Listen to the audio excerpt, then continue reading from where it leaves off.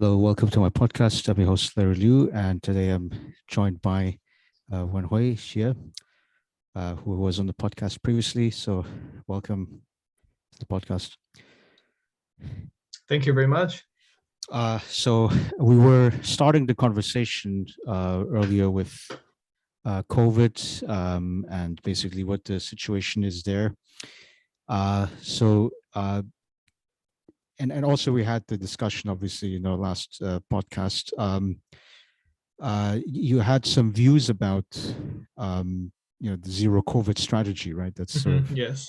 where you wanted to start off with. So just give me your impressions. Maybe you have family still back home, and what it means. Yes. You know.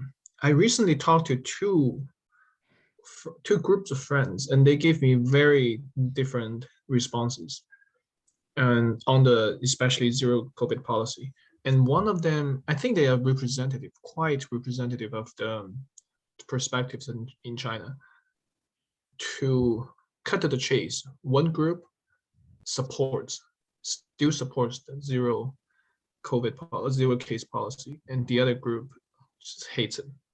And let me say, they are all Chinese. They are not, there are some conversations about the zero COVID policy in Shanghai, suggesting that it's the complaint of foreigners who are living there.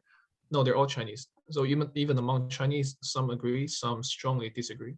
And I think I can start with either side, and the disagreement side comes a bit more familiar to, I think, the audience in the North America, and that's the conversation about oppression. Let me put it bluntly: it's a kind of oppression and ridiculousness of the zero COVID policy. From you can analyze this from different perspectives, but for them, they come to me, or their account is a personal experience. They told me about how ridiculous it is to test it every day, and how because of that policy sometimes they run into just absurd situations, such as going to the hospital. One of them has a leg issue. She just need to go to the hospital to check up, but she cannot go to the hospital if she did not get tested negative. Well, at the same time, at the same time, there is no place to test outside of the hospital. So she would need to go to, she cannot really walk around. So she cannot drive to the hospital, get tested outside, and then get admitted inside. She cannot do that. She would need to go downstairs to the neighborhood testing center or something, but then she cannot really walk. So she just doesn't really have a means to check up. It's situations like this that and I think from the Russian perspective would be quite a draconian administration of this policy that drove them, these my friends, again they're Chinese, to to come up with this word. In English, it makes good sense. It's just run away from China. It's a funny word, but then in China, because they don't want to use these kind of sensitive words, so they had a similar pun in Chinese. It's called run. Could you Run. translate it for our Run, audience? run, run means nothing. Okay, it means nothing in English. It doesn't tell you anything about what that means. It's literally just run, run, but run spelled in pinyin in the Chinese spelling system. It's run. Is run. I'm sorry. So it actually got nothing to do. It's a funny, smart Run, way. run as like a body movement. Yes, yes, Okay, like run okay, away. okay, okay. It's just a funny way of saying the same thing, but to avoid um, being checked on. So run spells as run, and run spelled in the Chinese pinyin system is run. And so they start talking about run. I got so confused initially. And when they explained to me, I understand why. And it's just a funny conversation, funny, bitter, and for them, quite annoying conversation. They even some of them suggest that this is internet dialogue. So the Chinese internet has a very vibrant, lively scene, and they will come up with, like keywords of this year, keywords of next year, something like that. And some of them just suggest the keyword of this year would be this, would be run, would be just running away. So this is one side of the perspective. They really just don't like it. They think that the restrictions are too harsh. For more of a personal perspective, I must say, I haven't talked to them deep enough about the overall economic and political situations. Now, this is one side of the story. The other side of the story comes from another person living in. He's also a PhD now, living in Beijing. I have no idea whether that has to do with Beijing, because living in the capital, you're more sensitive to politics. For those of the North American audience who don't know, Beijing, even among the general public, they're very active. They like to talk about politics. It's not it's not as if in China everybody's scared. No, the people in Beijing, they like to talk about politics. They like to discuss issues. And so he gave me this perspective. His support came from a more, shall I say, big picture. And it starts from thinking the alternative. If China release the restrictions and set it more loosely, and that would imply very directly that there will be a surge of Omicron cases.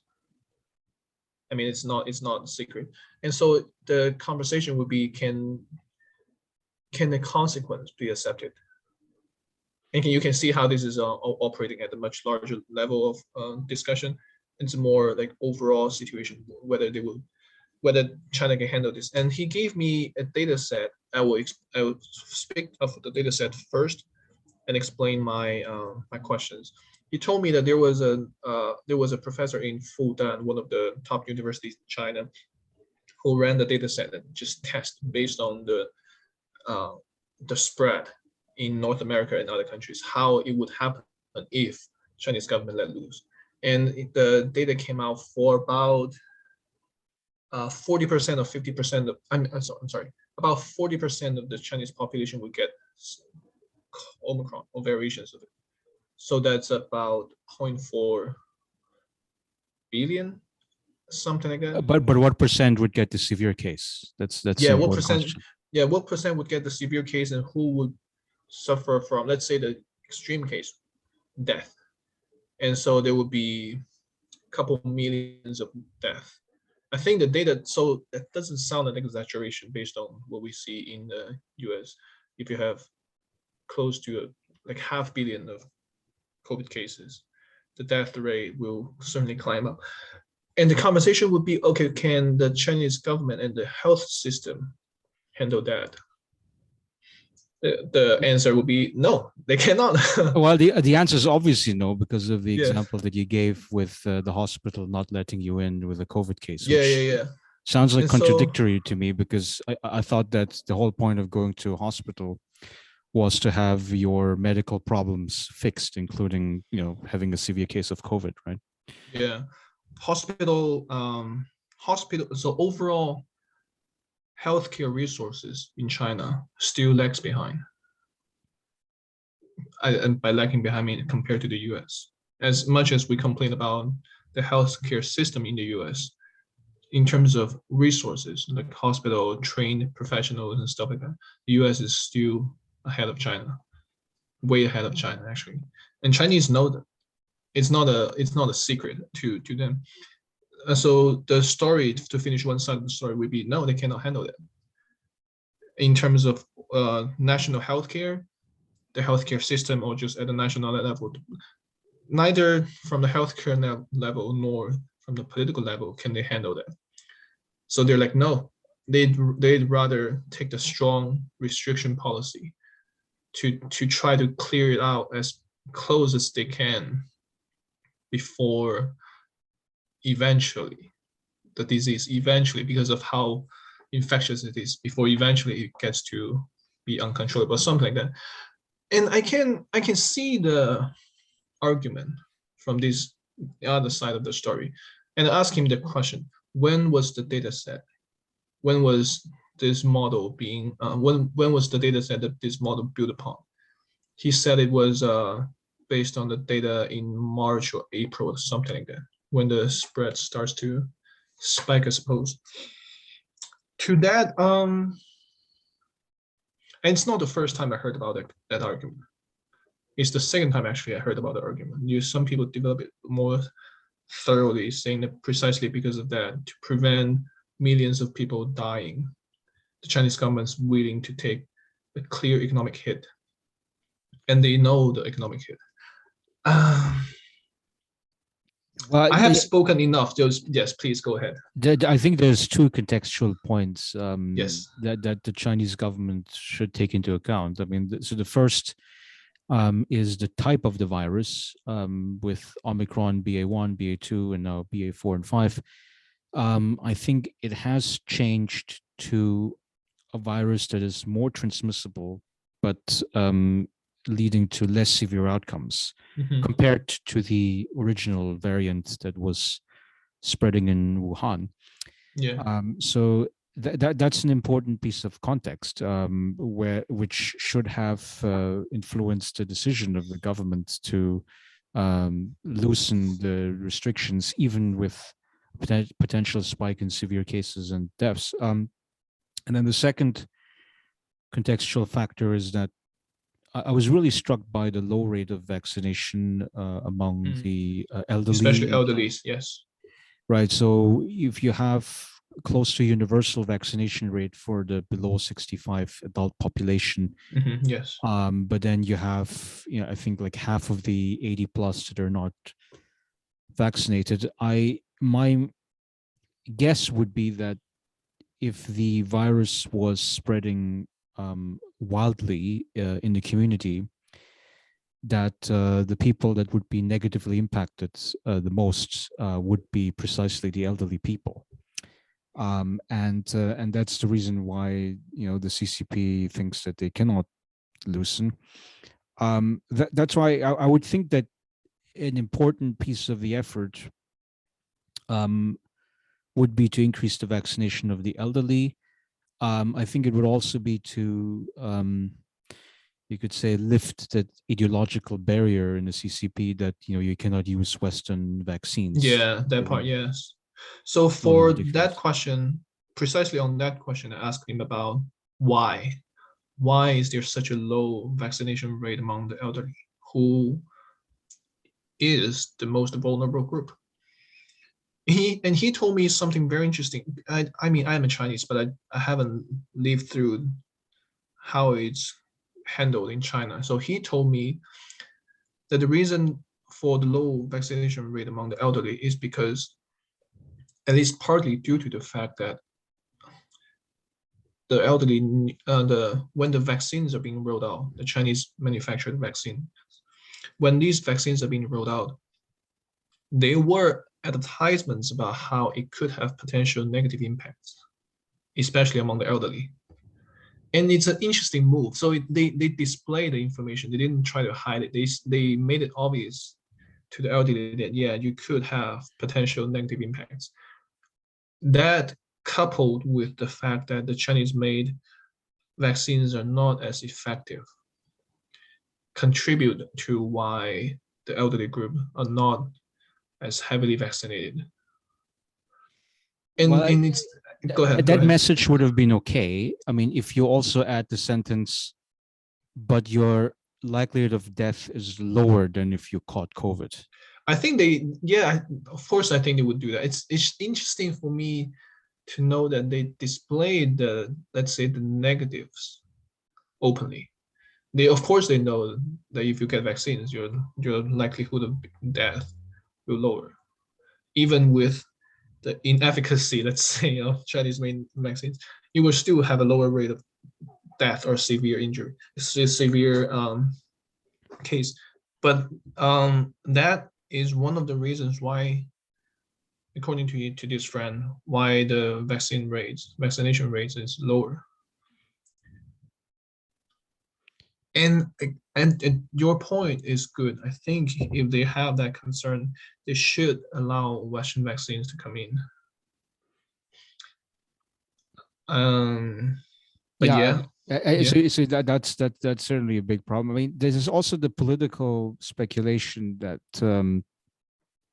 uh, Xi Jinping tries to get reappointed for the third Yes, term, yes. and I don't think they have set a date yet for the formal party meeting. Hmm. But he wants to sort of portray this image that because of the zero COVID strategy, that very few people in China died compared to the rest of the world, that Hmm. the Chinese government is responsible and so forth. But now it was very interesting. There was the speech that was leaked by Li Keqiang, Hmm. the prime Prime minister, Minister, yeah. who now says, well, the gist of the speech was that China has to balance the needs of the economy with the public health needs. Hmm. Um, and because there's so much pressure, I must assume now, in the Chinese business community, Hmm. among sort of like the working class, that Yes, especially working class. Yeah. that gets stuck somewhere in a highway because they cannot pass the checkpoints because Yeah. the health checkpoints. Yes. So that so there's an increasing amount of pressure where the Communist Party has to realize that they're moving in a terrain of trade-offs, right? Yes. I mean, they're not really saying, well, it's only public health that matters, and then we'll deal with the economic fallout later at some point. Because the nature of the virus we know is that as it continues to evolve, um, the spread will continue, and there is no way in which you can keep the majority of the population immunologically naive. That is to say, no exposure to the virus at Hmm. all.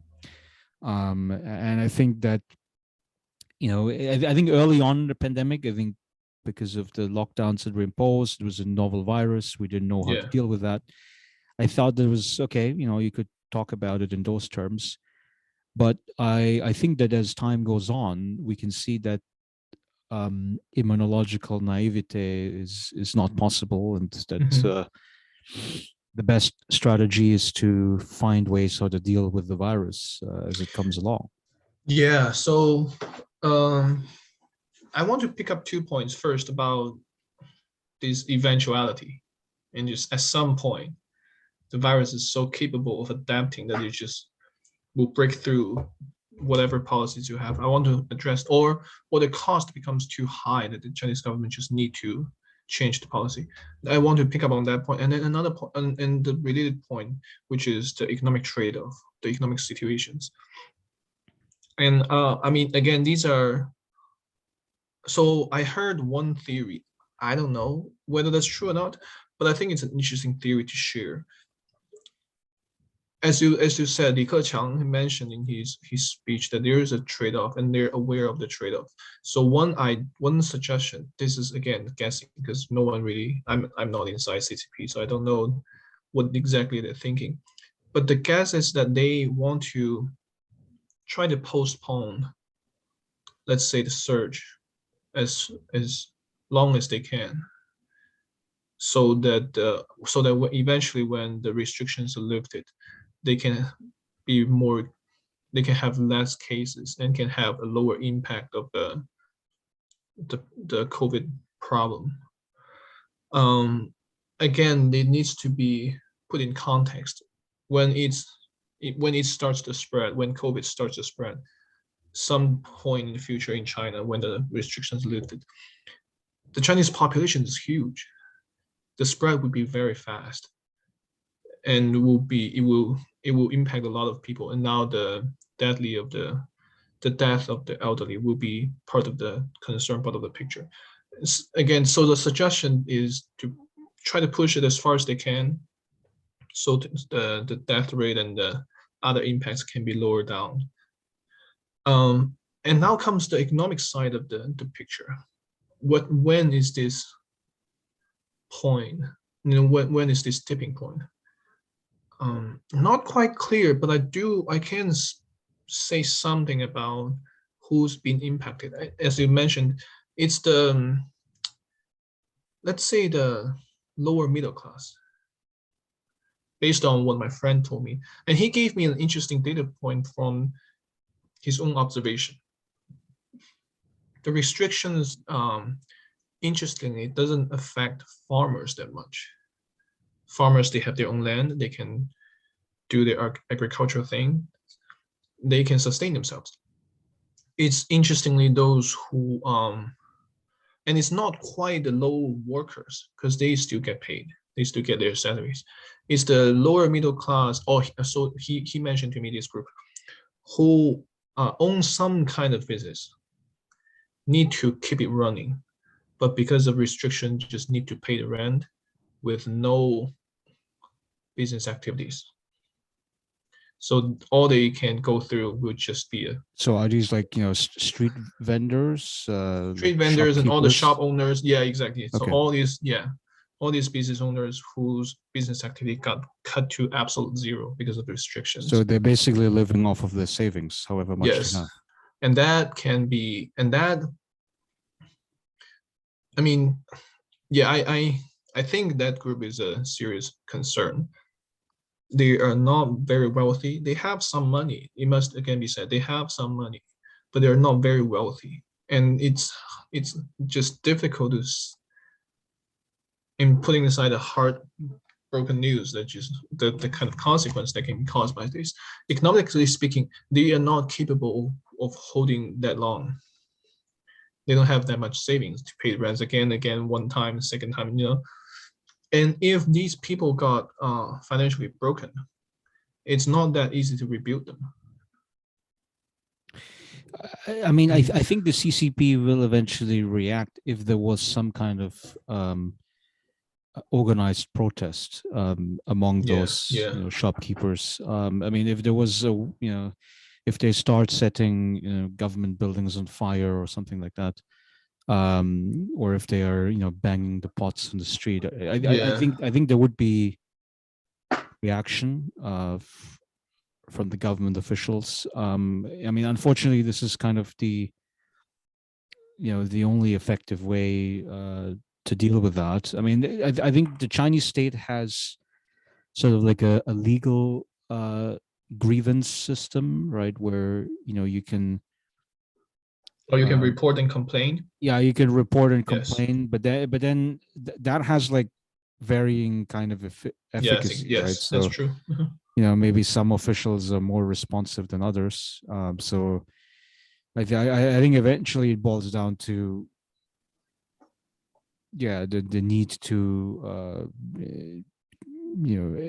increase the amounts of protest that is outside of the legal regular channels.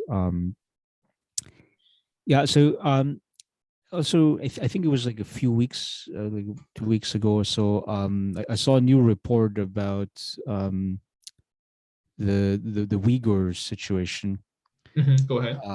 because I mean, it's essentially the argument that was made, is that the central party was giving the directives uh, to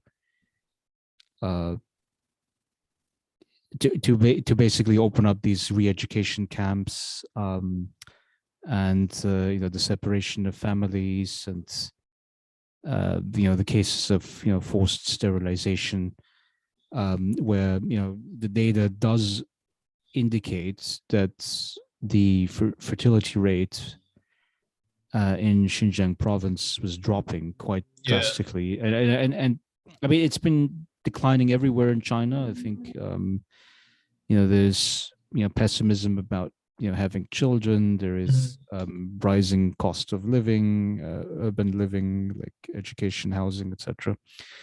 Um, but the drop was even sharper in Xinjiang. Yeah, yeah.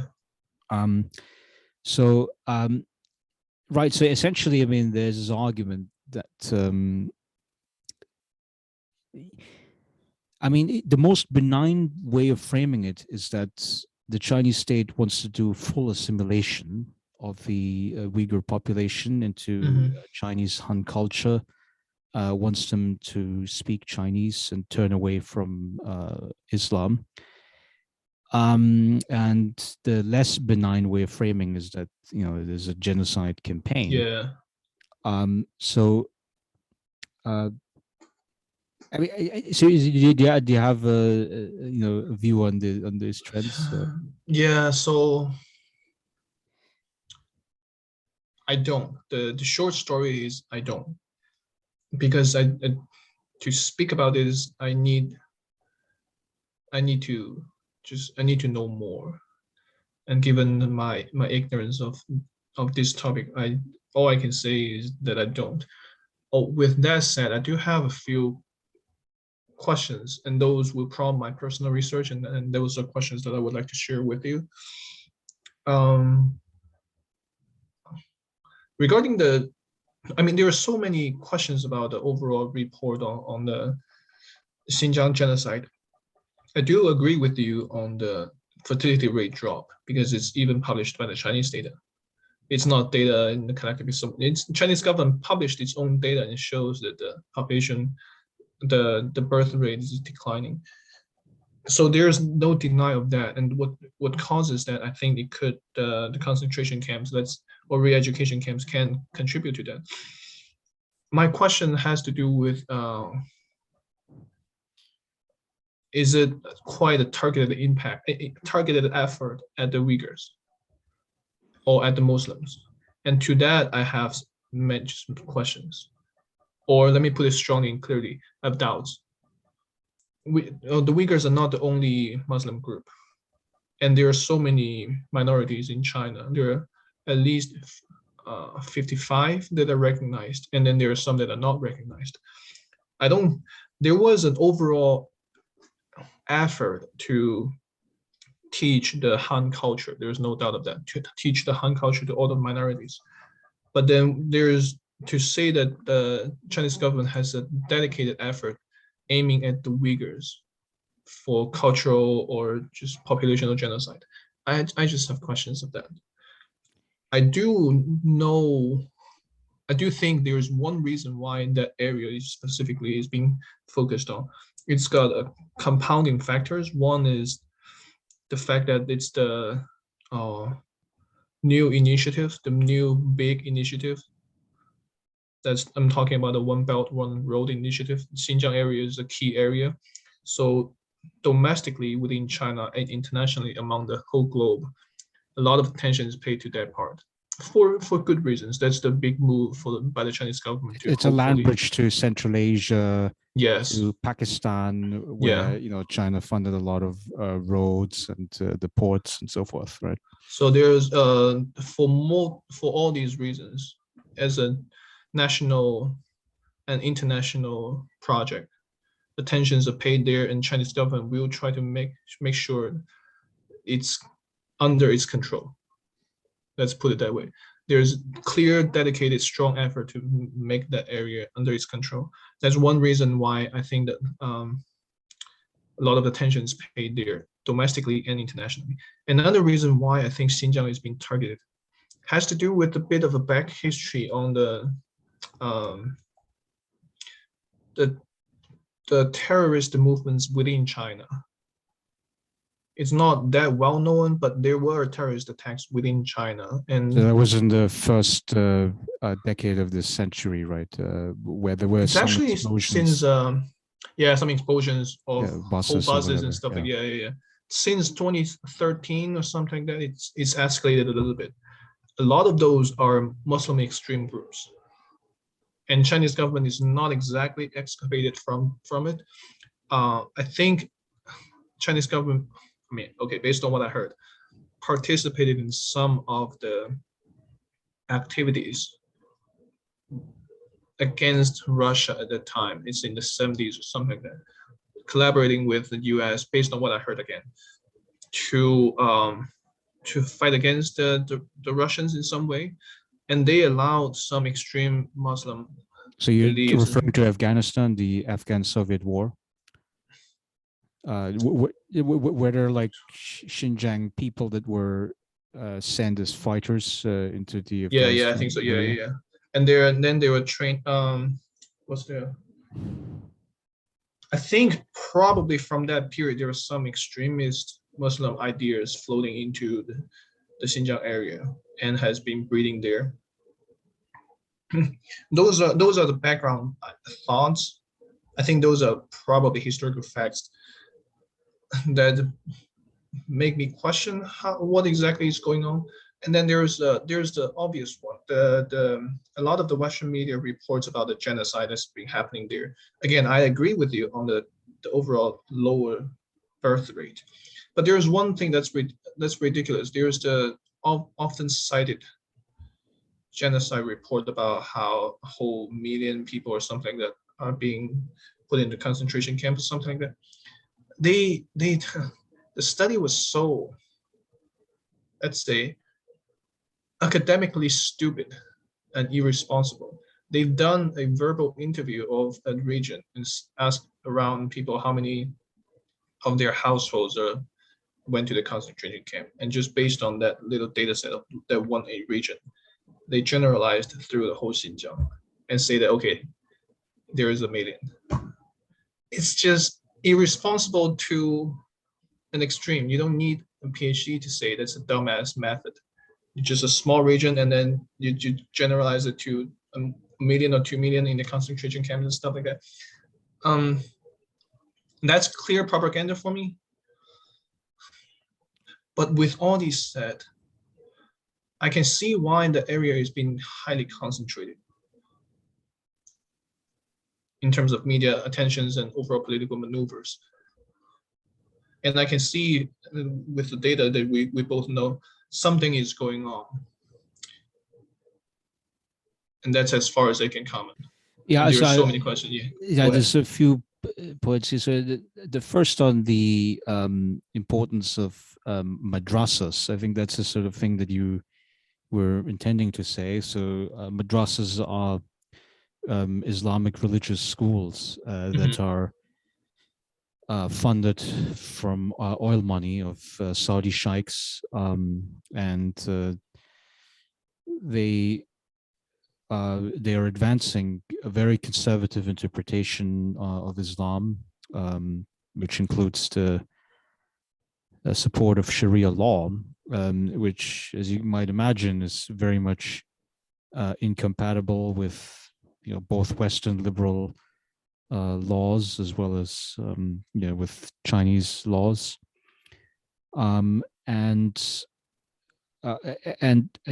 those madrasas, I mean, they are performing a brainwashing function. I mean, they are teaching mostly young men, Muslim men, that that you have to fight the whatever oppressive imperialists, whether it would be a Western country, whether it was the Soviet Union in the 1980s when they were occupying Afghanistan, or whether it was China, essentially in the Mm-hmm. in the Xinjiang region, and yeah, it's not a very constructive ideology, and it's going to result in substantial amounts of pushback. But then, in terms of the way how Western society is able to handle it, you can see because the Western ideals are based on liberalism, and liberalism is focused on basically the rights of the individual. The kinds of crackdowns that you can do in Western society is much less than what you could do in China, for instance. So I believe there were some attempts. I think in the Austrian government, they deported some imams. Those are Islamic priests that were suspected of you know retaining jihadist ideology. Um, but that's a sort of extent to which you could control Islamic terrorism in the West.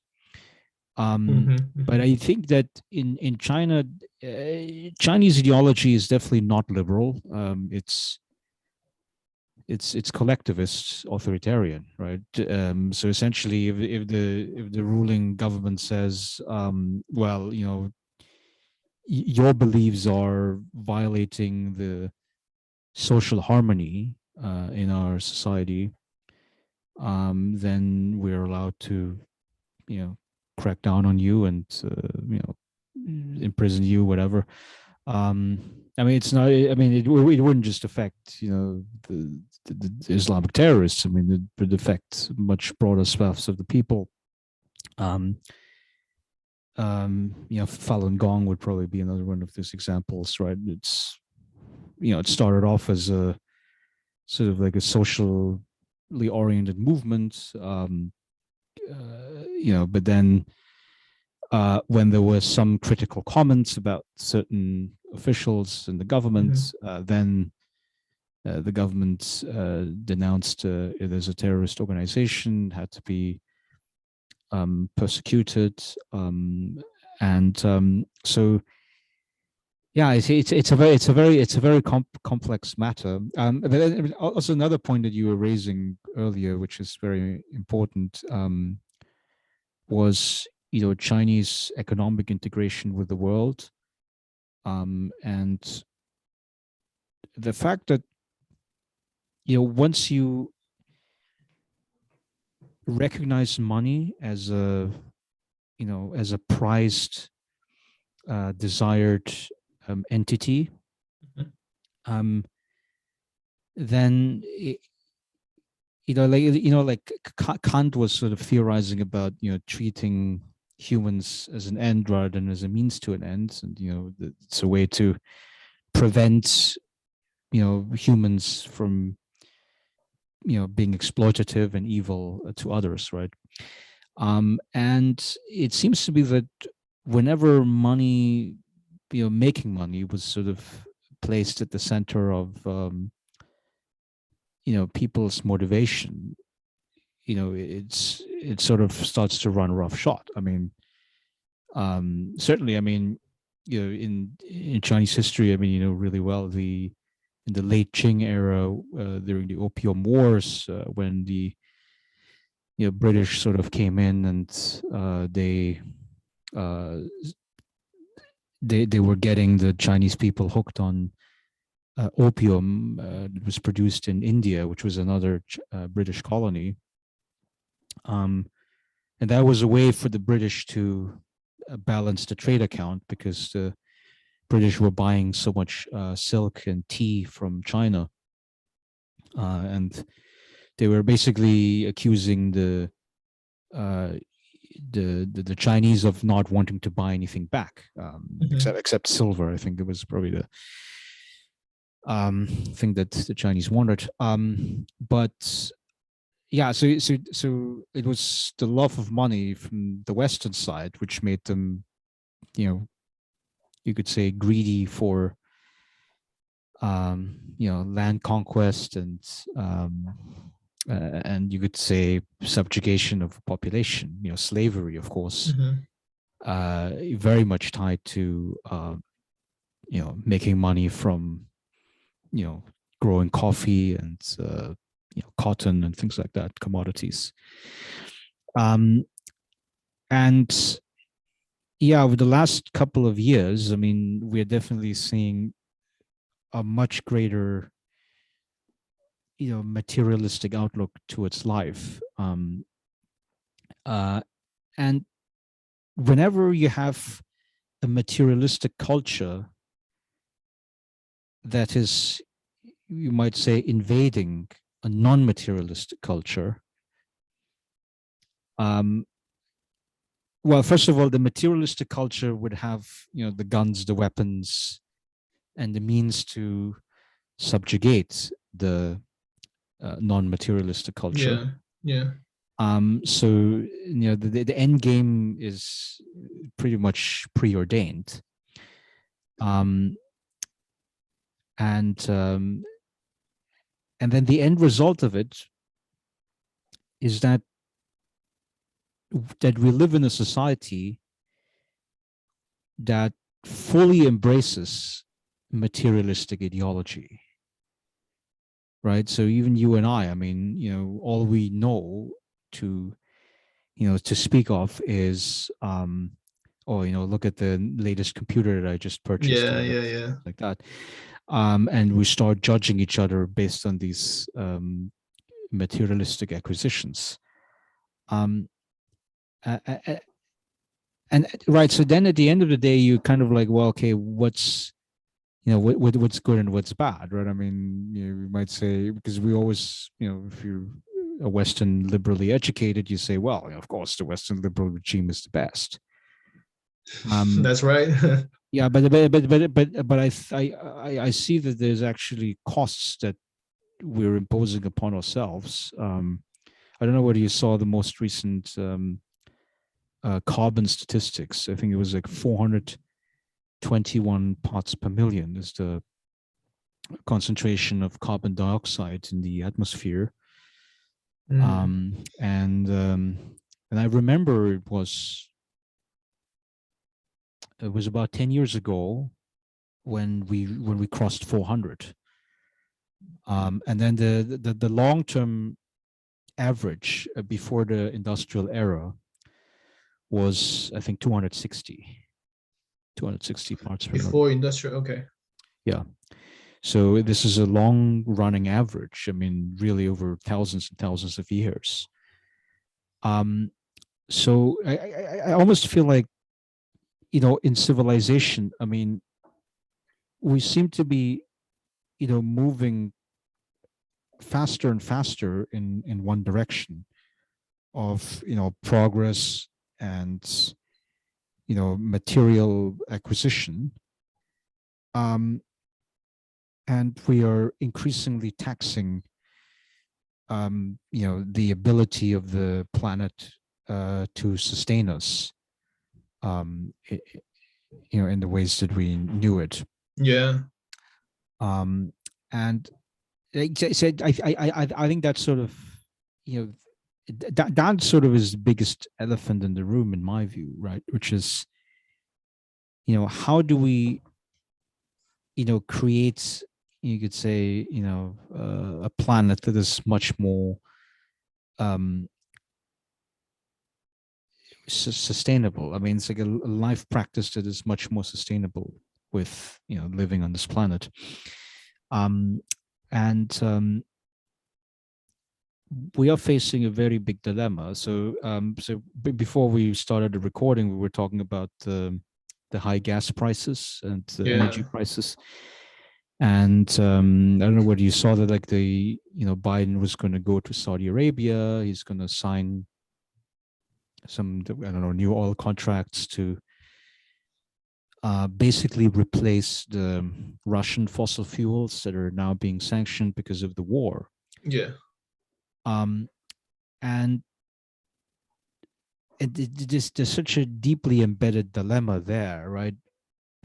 Which is, if the gas prices get too high, then all we can think about is, let's lower the gas prices.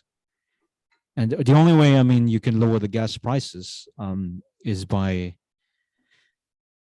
pumping more oil, right?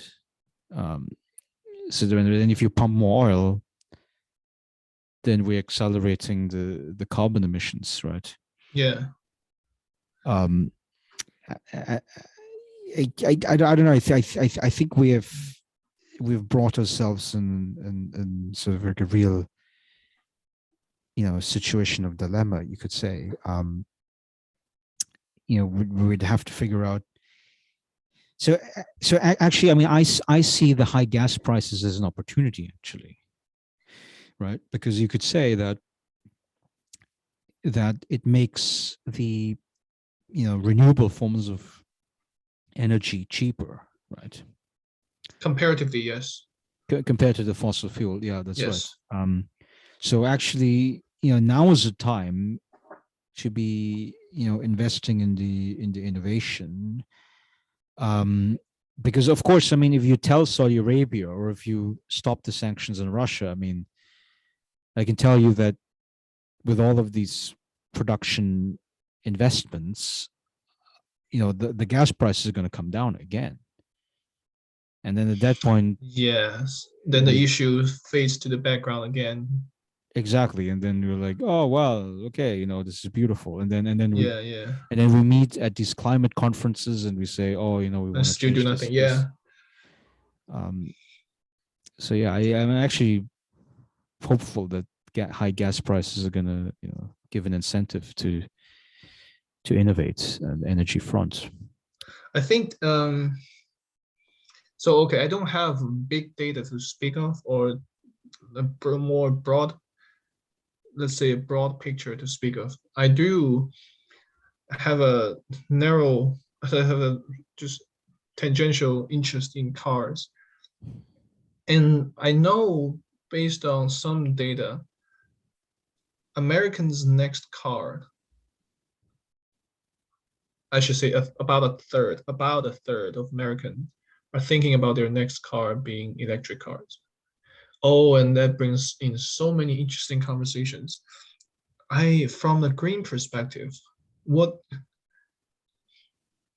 is it really being helpful? Is electric cars, are electric cars actually being helpful? From the emission perspective, yes, because I mean that's the obvious part, take away all the emissions.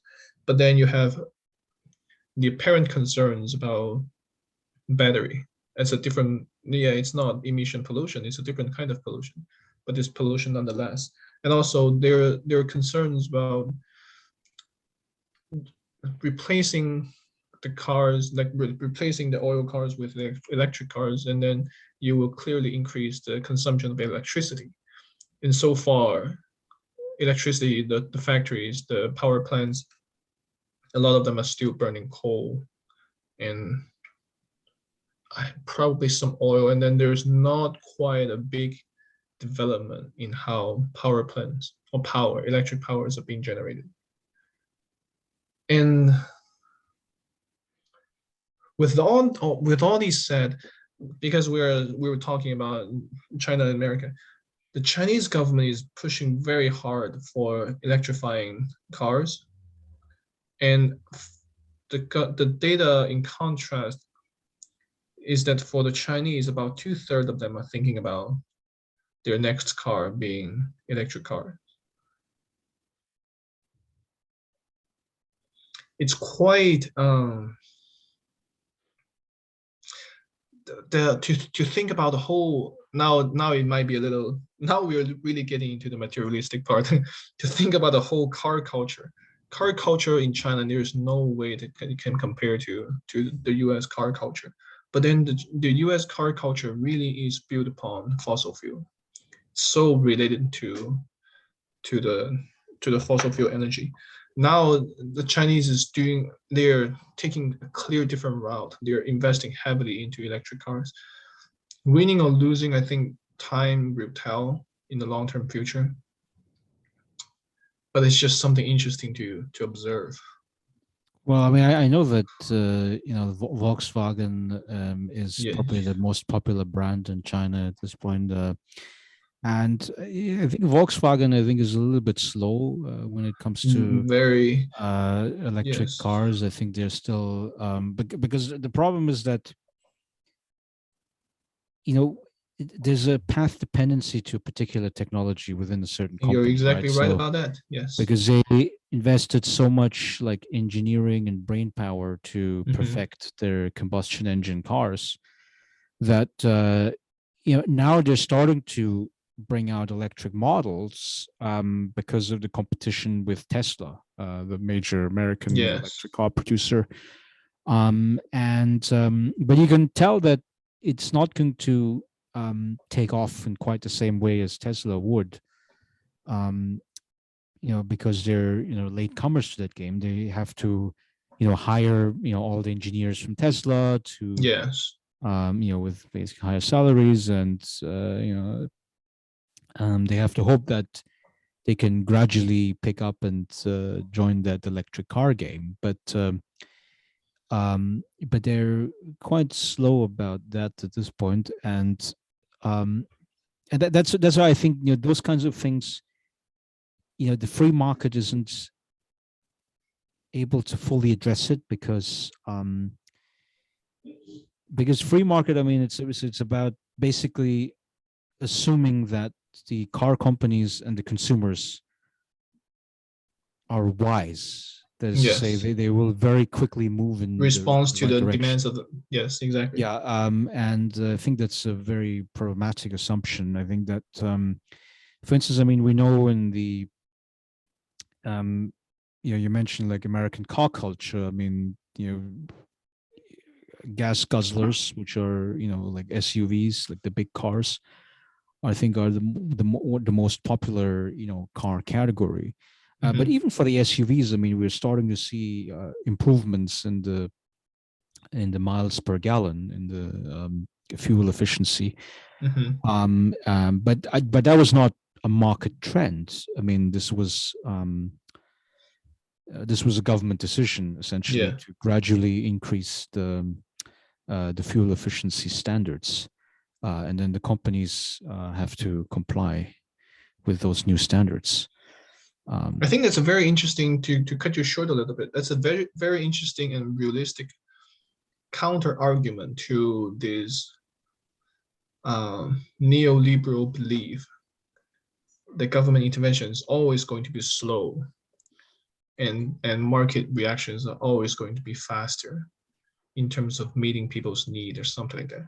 It's such a good counter example because when the companies become large, they have their own they have their own, let's say, bottom line. They have their own preferences to keep things the old way, to keep things their way.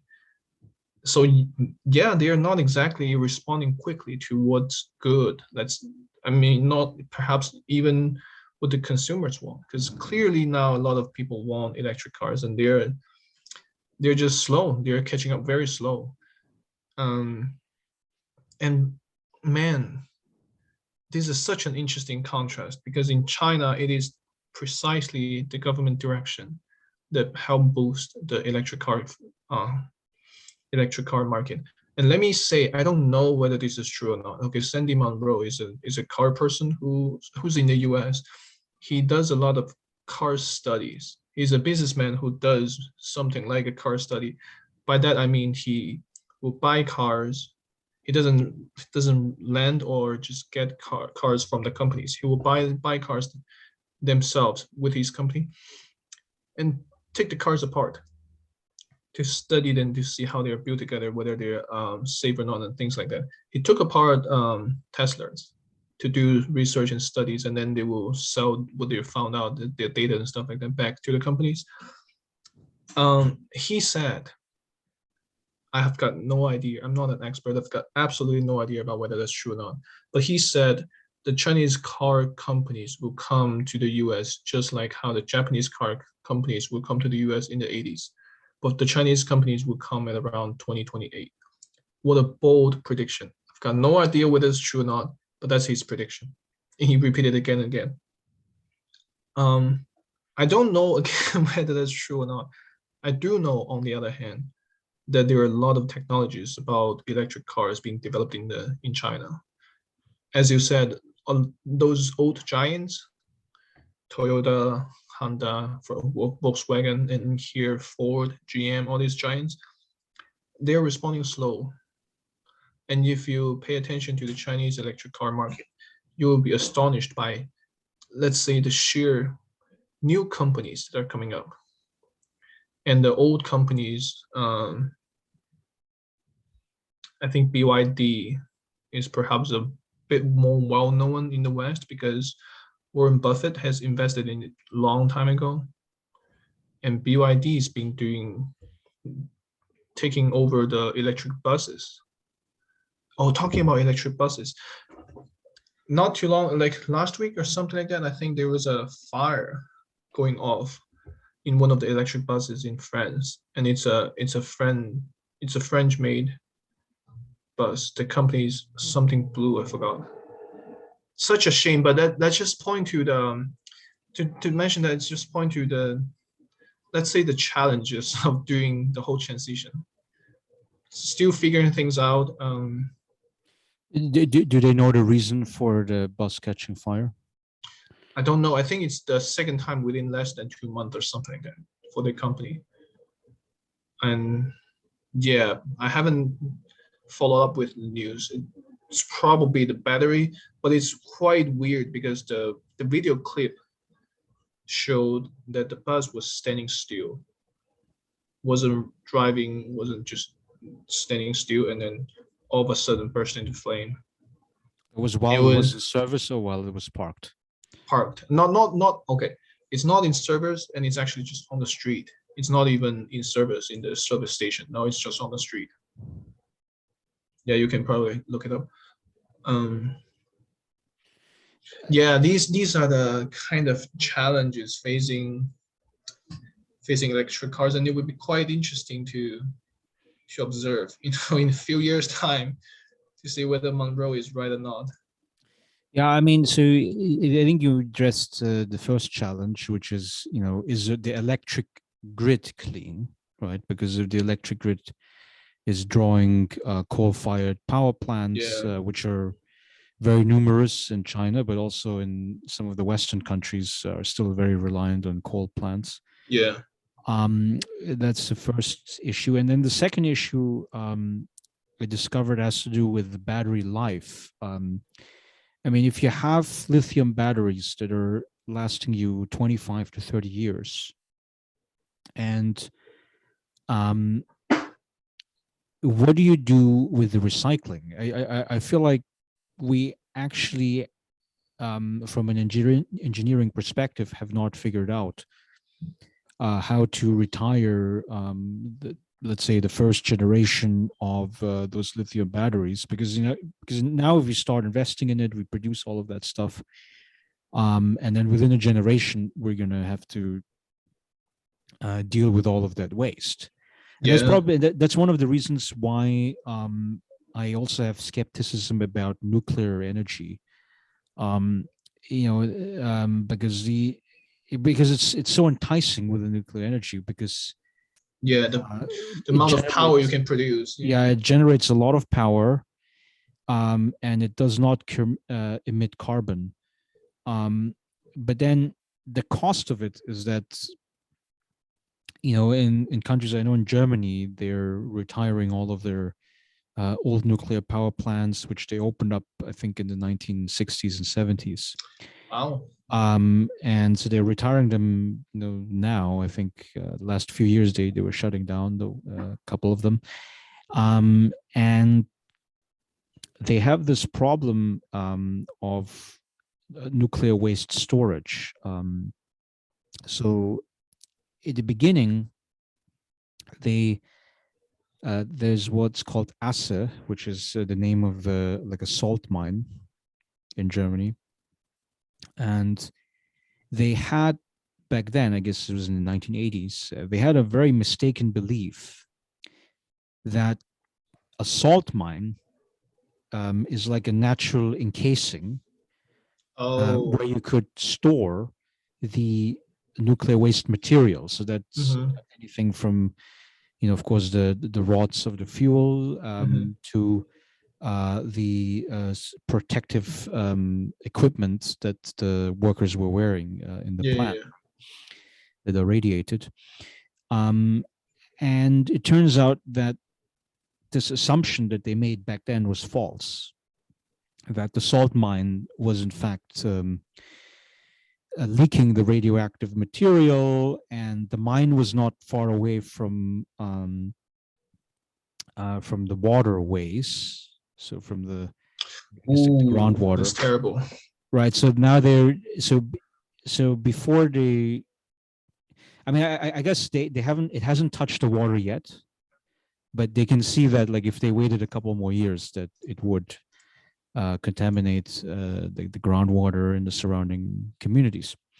So now what they did was, they invested a lot of money into a cleanup effort, which Yeah, is, they're sending robots into the shaft, the mine shaft, and they're pulling out all of the radioactive material, the waste, from the ground, pulling it basically back up into the surface, and then they are building now like an overland kind of. I mean, imagine like a giant warehouse, Yeah, where yeah. they're basically hoping that this would be a permanent storage facility. And I would think, I mean, I know in China is the one country, and India too, that's building new nuclear power plants at the fastest clip on Earth.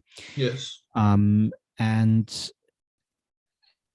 I mean, like, I mean, the counter argument of the nuclear energy proponents is that the newest generation of nuclear plants, it's much safer, so the fear of Fukushima and things like that is much less, Yeah. and that you could store the nuclear waste in maybe less space. I don't know whether those arguments are really powerful or stand up to the empirical scrutiny. Yeah, I don't know either. Yeah, good question. Yeah, I mean, it's. But do you think that nuclear energy is a real promise? Oh, I share the same concerns as you do. Where to store the aftermath once we use the materials, how to keep it safe and keep it from accidents that we know of. Yeah, I don't have. Oh, and yeah, I don't have any comments. And just a short note. I last month or something like that. I think maybe in UK they had a first new reaction realized. You know what I'm talking about? Like there are two kinds of reactions for nuclear power. Oh, I know the Chinese name, but I forgot the English Fusion name. and fission, right? Yeah, yeah, yeah, something like that. Fission, I think, is There's one that the we one are that's currently using, and there's the other kind that's, the fusion, yeah, the fusion energy. and I think they might have the first case in the lab being successfully conducted. So Usually if I going from, go ahead, go ahead. so if I understand fusion energy correctly, it's about so some chemical reaction that is induced by the scientists, and that produces an enormous amount of energy.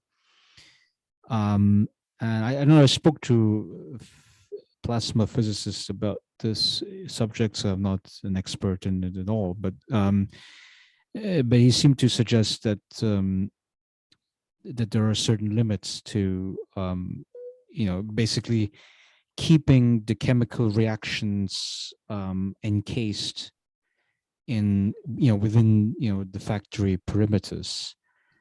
Um, and so far, with all of the fusion experiments, it costs a lot more energy to just keep the chemical reactions encased in an area. Yeah, yeah, I guess using magnets. I think that's probably the main mechanism. That such that we haven't been able to do net energy generation from fusion yeah, yet. I mean, but I didn't read the latest research yeah, on yeah, it, yeah, so yeah. maybe there's new insights there. Yeah, they could very well be, and I mentioned it because now this is my high school physics. Okay, so I must be speaking dumbly. Pardon, that is to say, my if there's any audience, please pardon us, pardon me especially. We're two I liberal artists, so Yes. anybody will forgive us. My impression is that fusion will produce a lot more energy and it's a lot more violent. Let's say the reaction is a lot more violent. So to contain it and to actually use the energy will take a lot more study. But if there's a first, and what reminds me of what that experiment reminds me of was the site, the amount of equipment and the whole mass, the amount of land it occupies. It really reminds me of the early years of computers, You know the kind of reference I'm talking about. You know the But when the the computer, ENIAC, 1940s. yeah, you know, the computer takes up a whole room, and that just reminds me of the reaction site that was shown in the little video clip. And I hope in decades time, you know, it will shrink down or be made into mass production, some mass production capable of producing mass energy for that, and replace the old energy, old way of producing energy. That's as far as I know about. And not emit carbon. I think that's the Yeah, essence. yeah. Um, yeah, because right now, I mean, right now, the way how we set up our energy system is that we're trading off wealth, which means running our ACs, heating, travel, and so forth, with survivability, right? So we can have more of the one, and then we can have less of the other. And of course, the reality is we want both. So, Yeah, um, so basically, we need to have a low carbon energy source.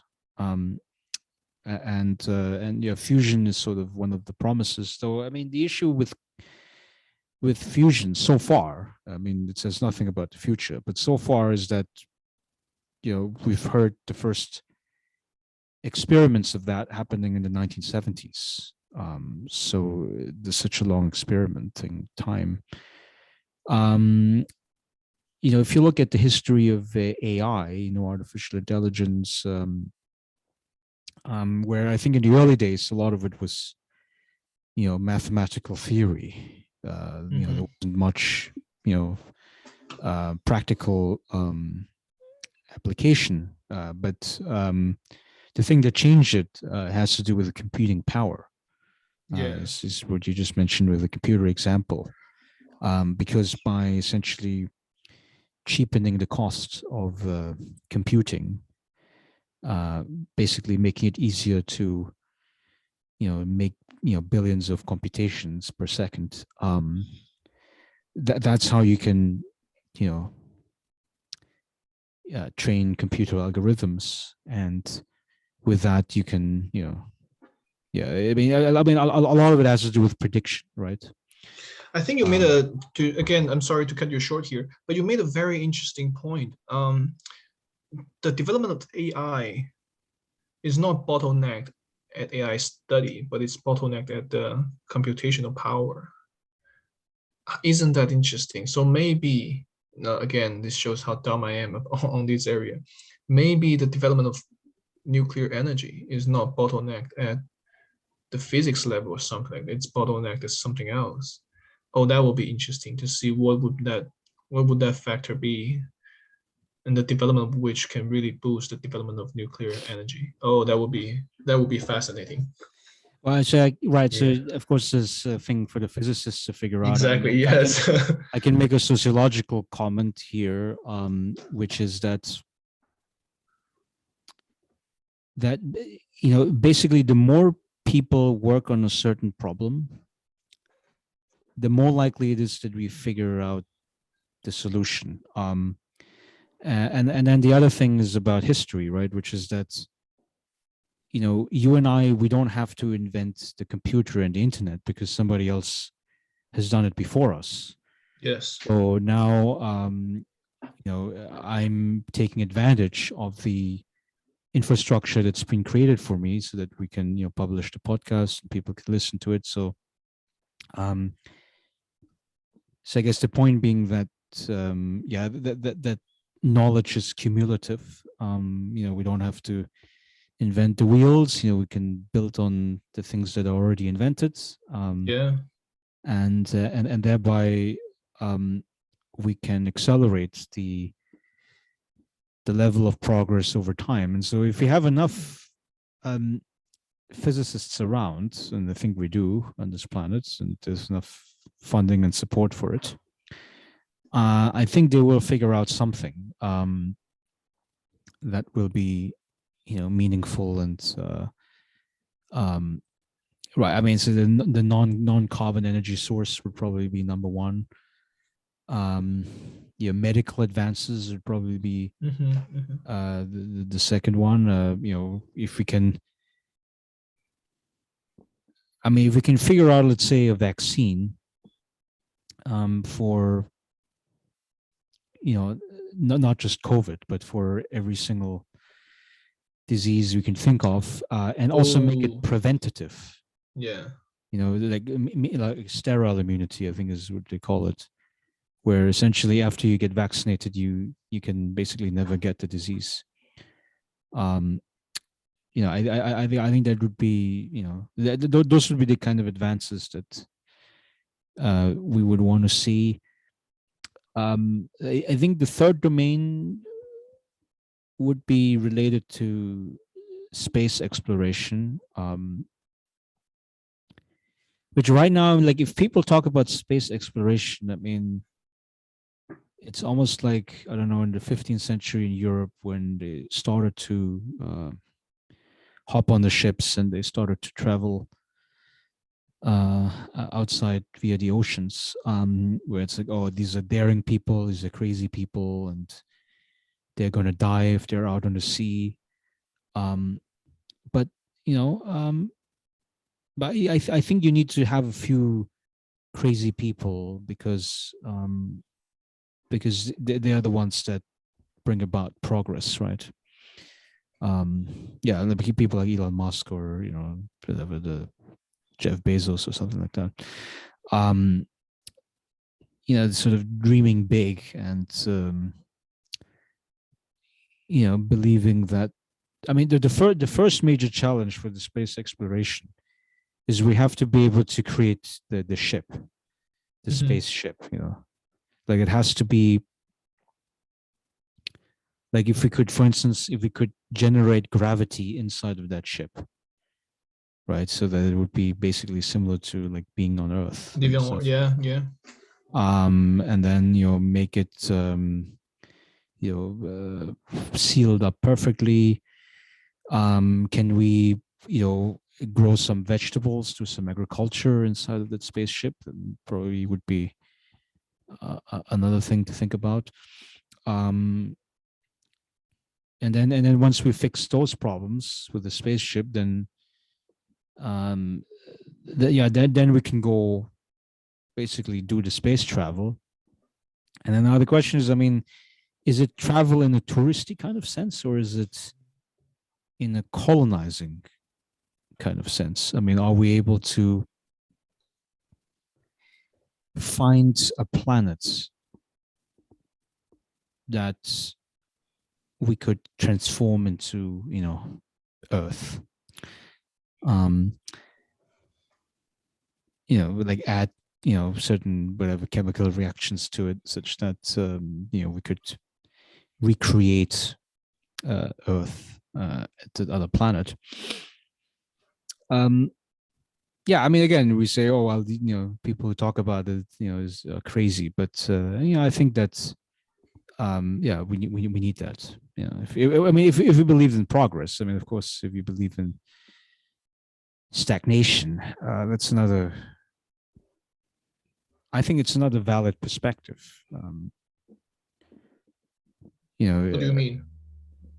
Well, it's a stagnation. I mean, is the ideology that basically that we have to live a much simpler lifestyle. And that maybe we don't have to travel too much. Maybe we can hunt our own food or something like that. So yeah. it's the movement to its primitivism, which I think at this point is a little bit illusory, because many of us, I mean, if you and I mean, if we were thrown out of civilization, how long could we survive? Right? That's right. Maybe not even a week. Like without air conditioning, without a blanket in the wild, I might be frozen to death in less than a week. Yeah. I was reading this interview with Reinhold Messner. He's a very famous alpinist. So it's a guy who climbs the mountains, mountain climber. He's from South Tyrol, so very close by in Austria, in Italy, I guess. Um, and and he was complaining about the tourism industry in the Himalayas, so around the Tibet Oh, region. Because in Tibet you have the highest mountains in the mhm, world, yes. and there are a bunch of these mountains that are completely filled with mountain climbing tourists from all over the world. Oh, But it's very interesting that there's a good. It's. I mean, mountain climbing is not just put on your clothes and then just climb up. I mean, it's about you have the Sherpas that are carrying the backpack. They're carrying all the weights of whatever clothing and food and so forth with them. You have nowadays you even have helicopters. There's like helicopters that that in could case basically, accident happened. yeah, right. I mean, for evacuation purposes, Hmm. or sometimes even like if you're too lazy to climb to the top, you can Oh, really? they just take you to all the way to the top, I guess. Right? Um, and yeah, it's a very elaborate thing, and then uh, yeah, at the base, so at the bottom of the mountain, they have like hotels actually where you can rest up nicely and take a warm shower and whatever. Um, so it's a very elaborate touristy location, which which a guy like Messner, he doesn't like it because he's an old guy now, but he started climbing in the 70s, I guess 70s 80s, um, and that was before um, the tourism industry in the Himalayas got really big. Um, and do you have a view on like extreme tourism? I mean, it's like No, I don't. Extreme to I don't I don't I mean I don't think I can say anything smart about it except that I don't like extremes. You know, any kind of extremes, I don't really enjoy them. well, you But once when you went on a bungee jumping trip, so that's oh fairly yeah, extreme. that is I oh wouldn't have done that. I wouldn't have yeah, dared that is true. That is true. get on It's the skydiving, yes. skydiving. Yeah. Yeah, I don't yeah. I do a point you mentioned earlier. Oh, it kind of escaped my mind. Oh, yeah, all of a sudden I couldn't recall, but I will once I think back, then I will tell you about it. Oh, now I recall. Okay, it's about your comment on stagnation. Your comment about just going back to primitivist living lifestyle. There was an old, there was an interesting argument about it. Oh, this. So let me share with you and just express to you why I just kept signing. Just there is one stream of interpretation of the Tao Te Ching of the Lao Tzu, this old mystic text that read it precisely that way. And the complaint is about how our desires are being, like human basic desires, being tricked. The basic desires, they have their basic natural fulfillment. So food, you're hungry, you eat, you're full, you're done. It's got a basic fulfillment point. Sex, you have your orgasm, you're done. You calm down. For human desires, however, there are a lot of desires that are not created that way. And I meant what I said. There are desires that are created. And just think about our desire for clothing and stuff like that. There's no natural stopping point in clothing or just shopping desires. Consumerism is very well versed with this. That's all they're trying to do: create new desires and create those kinds that cannot be fulfilled, so you can go on a treadmill forever. And the text. One way to read it was that it's sensitive to this. It's found this phenomenon where man-made, let's say, artificial desires can never be satisfied, but they can really be triggered. And so we go on a treadmill. And we go on a treadmill. You and I going on a treadmill is fine. We don't have power. There's nothing serious that we can do about other people's life. But then there are those in power who can do a lot. That's specific criticism of the text. The part that I want to emphasize is the solution provided by the solution that came with this analysis, and that's primitivism. Just go back to the kind of idea, the kind of desires, the kind of lifestyle that's simple, that's got its natural fulfilling point that you don't need, and you can develop yourself in a way that you no longer seek extras and stuff like that. I don't personally like the solution. Excuse me. Because it's not, I don't see any point and any way back. That's a nostalgic call that I can sympathize, but cannot foresee that happening in the future. There is no way of stopping the development of technology.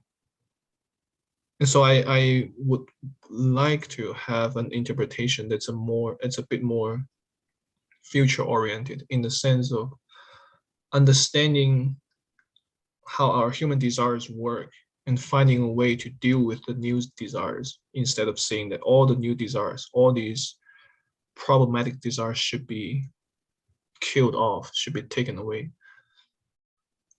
And Well, go ahead. but I think there's a lot of elements here. So there are some things that are absolutely desirable about technological progress. Yeah. So when we started the conversation with COVID, I mean, my hope is that 1 or 2 generations in the future, that we don't have to have these conversations anymore about should we do lockdown, should we how do we vaccinate people, blah blah blah. I mean, I hope that we get to a stage where we prevent diseases from bothering us, or suppress it to some extent. So I think there's some things about technological progress that are so unambiguously good and desirable from our human vantage point. But then, but I think there's other pieces of progress where it is absolutely optional. I mean, certainly most of the things that are in the consumerist category, like, okay, smartphone computers, I mean, I have a very mixed view, because on the one hand, I see the benefits of acquiring information instantaneously, learning things. That's what I use, computers for. But then also there's a problem that of alienation, right? When you use these products. I mean, I find it very interesting that, like, when I try to edit my papers or write, or I read papers that I use for literature review and all these things, that I become very fidgety, right? That's to say, I can only focus, like, let's say 20 minutes, 15, 20 minutes. Oh, I see what you mean. Yes. And then all of a sudden, okay, let me check my mailbox. Yes. Okay, let me check my Twitter feed, things like that. And why do I set myself up in the trap? And I know a lot of my friends and colleagues have similar, attention focused problems. But then, like, there's certain kinds of activities where I know 100% that I can do it for extended periods of time with full focus, so no distraction. I'm not even drinking water or whatever else. There are 2 things that I opted to do that I find pleasurable. So the one is playing soccer, right? You have to run with the ball, I mean, for 2 hours. It's very exhausting. You play with the team, so that's why you don't want to let your teammates down, so you have to be very disciplined. Yes. And then the other activity is solving a jigsaw puzzle at night. Oh, you like that? I like Interesting. jigsaw puzzles, yeah, because like when you're moving them, it's just with the mouse, right? But it generates the full focus. You know, it's like, okay, do you have this piece goes with that piece, this goes with that piece, and that's is right. So that generates the flow state, like the 25 minutes or Yeah. so. Yes. And that's why I absolutely religiously do the jigsaw puzzle every day, because I know it's an Wow. activity that I focus on. Um, Now, but I don't know whether it's necessarily an anti-technology argument because I'm using my Yes. computer to do Yes. those things. Um, but I was just saying that that the modern technologies, I think they have an alienating impact, and that if you've the things that genuinely make you happy is essentially being able to find yourself in the flow state, Mhm. and we don't allow ourselves that to happen. I mean, I think to some extent, if you're a hunter, a gatherer, I think it allows you much more this um, singular focus. As a That's side note, that's sympathetic and similar to a Nietzschean perspective. Just a side note. Yeah, I'll come. Yeah, go ahead. Go ahead. yeah. I I'll mean, come back also to it. like I mean, even if you think about it, yeah, you use the example of sexual activity, which is natural. We've been doing it Mhm. for a long time. I mean, it's like whatever the 15 minutes full focus. Eating, it's the same thing, right? It's like you gulp down a meal. It takes about 10 minutes, right? But I guess you could also enjoy it. Maybe it takes 20 minutes, half an hour. Um, but I don't know.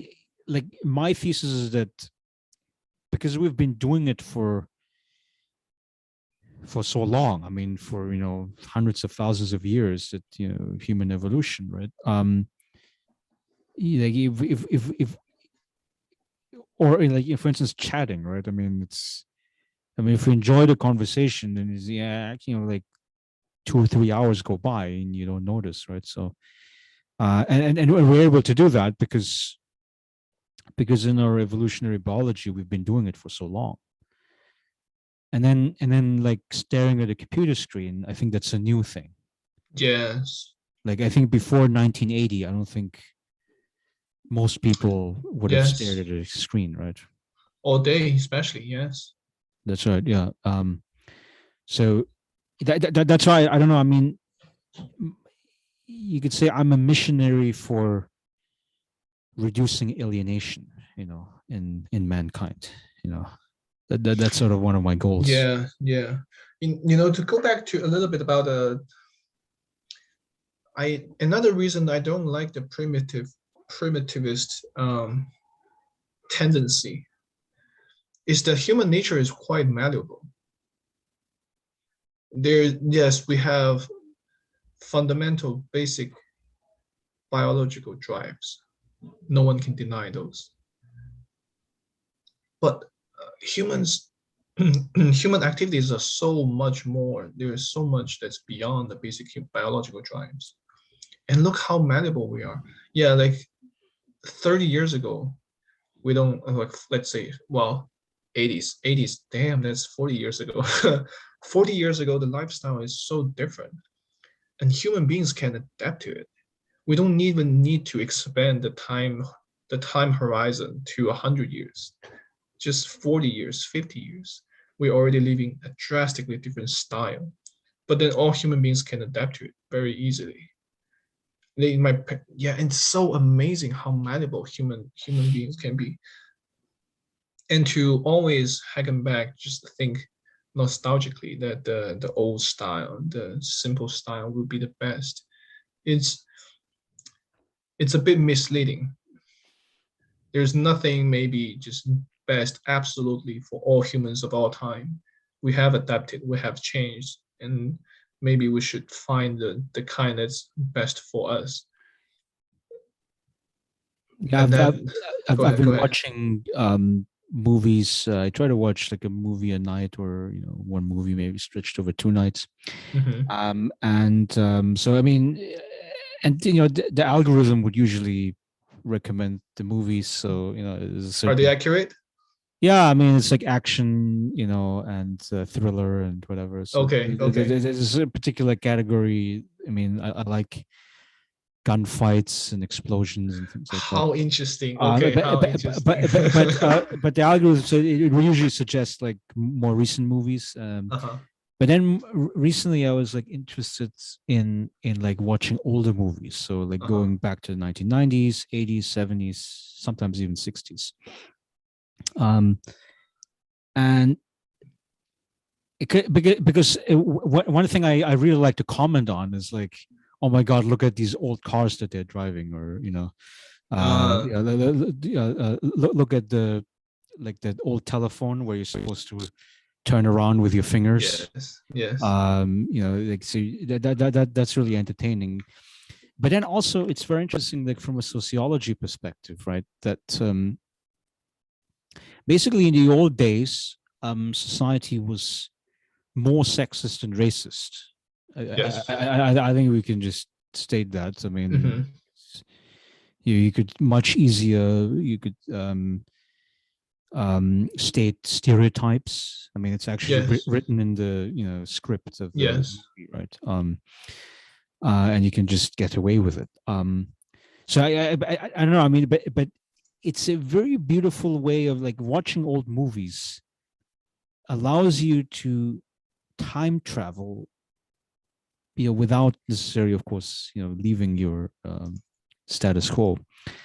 Um, so it's, I very much, I mean, but on your point of malleability, yes, I think social norms are certainly malleable. I mean, certain assumptions that we make about people, what was considered normal back then today is Yeah. to be bigoted.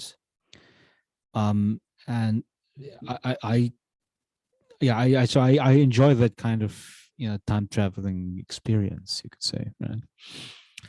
Uh, Yeah, that's such a good point. Yeah, not just technology, even our beliefs. Yeah, how fast we adapt.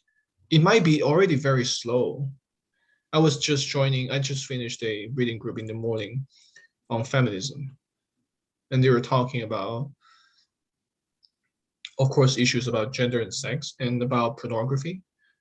And the book was written by Catherine McKinnon in the 80s, 82 or something, I think. And I asked the other participants, because I don't know enough about feminism, and I asked other participants about the relevance of a book about its contemporary topic in the 80s, whether it's still relevant for current time. And they told me that yeah, it's still relevant. So in on the, it seems slow, and I do think sometimes it is slow, but at the same time, it changed so much already. Just one generation, two generation, and our ideas, our technology, how we live, how we think, has changed so much. It's quite marvel, quite amazing how fast we have changed. yeah, I mean, I think, yeah, social change. So, but I think this idea of social change as being desirable or good, I would think that this is really a modern phenomenon. I mean, What do maybe you mean? These social changes, 100 these are, to let's say more. I mean, maybe 100, 200 years or so, because I think that the pre-industrial era, basically anything that happened in human history over 200 years ago, I think the kind of social changes that are existed were happening at such an extended time scale, and it's so Uh, gradual. I mean, it's like, I mean, yes. because I think the key is like, what is your occupation? I mean, an occupation actually is a very modern concept too, right? I mean, the whole idea of like being paid to do something. Um, Mm-hmm. and for many, many years, it was, hunting. That's what most people did. And then at some point after the agricultural revolution, it was being a farmer. Mm-hmm. So hunting and farming basically, and in between you have horticulture, which are people that raise animals. Um, so out of these, you could say three activities, farming, horticulture, and hunting, that was most of human history Yes. until 200 years ago. Um, and now, I mean, it's gotten to the stage where, if you give me, like a rake, going out in the field, I wouldn't know what to do with it, right? Yes. Um, so it's, I think, so we have changed in very fundamental ways in terms of our technology and in terms of what we are doing on a day-to-day basis. But then the other argument from the evolutionary biology perspective is that our bodies are still Yeah. adapted to the old times. I mean, I Yes. noticed that, for instance, like if I go hiking, and I try to go hiking once a week because we have Mm-hmm. very nice hiking trails here in Princeton. And I mean, okay, sometimes, I mean, I do curse out because, oh my God, look at all these stones, and it's very uncomfortable to walk here, and I have to pay attention that I don't trip, and there's a lot of Mm-hmm. mud because when it's raining, then it mixes with the ground. Um, but then I don't know. I mean, the air is really fresh because there's a lot of trees and leaves. You have like the sound of the chirping birds in the background, so it's very soothing actually. Mm-hmm. Um, there's very few people. Sometimes you find people that are hiking also on the trail. So the quietness is something that I find also very calming. Mm-hmm. Well, I don't know. I mean, if I walk in New York City, I mean, it doesn't feel that great. I mean, it's too many people. Yes. Yes. Um, or yeah, well, if I sit in this office, I mean, it's like I just see four walls every day, right? So I was like, nah, I haven't. Um, so I don't know. I mean, my big theme again is about alienation. Again, it's like, Yeah, I give you two comments, and it is true how fast our life has been changing. And I think you're right. Like before, maybe it's these 200 years, but if we try to stretch it as far as we can, we cannot stretch further than 1400. Like life before then, it's really similar. Changes happen at a very slow pace, and now at the current time, you and I are academics, but in 10 years' time, I cannot tell you for we're sure. unemployed former academics, I guess. Oh, maybe we will do something completely different. And yeah, the time is just changing so fast, and it's quite amazing, drastic, scary, but overall just quite, for me, quite amazing. The time scale is really different for us, for my kid, if I have a kid, in the future, and for my parents. And that's the first comment I want to make. And it's just, yeah, I don't have, it's such a marvel, amazing. I don't have much else to say. It just gave me so much awe. And the other comment about hiking that I want to give you is this: it's a personal experience. It quite opened up my mind. I went out hiking. So for the audience, I'm now currently in Oklahoma. Oklahoma has no hills, generally speaking. The tallest is not even that tall. But there's this one mountain that's Wichita Mountain. It's a whole area, Wichita Mountains, so it should be called Wichita Mountains. And there's one mountain with very nice big rocks that are very easy to climb on. And my friend and I, we went on for a little trip. It's tall enough to have its own driving route. So we were driving up. Midway through, I told them I want to just walk up. That's what I said, but I ended up just climbing the rocks. And boy, let me tell you, they were there were trails with no human trace.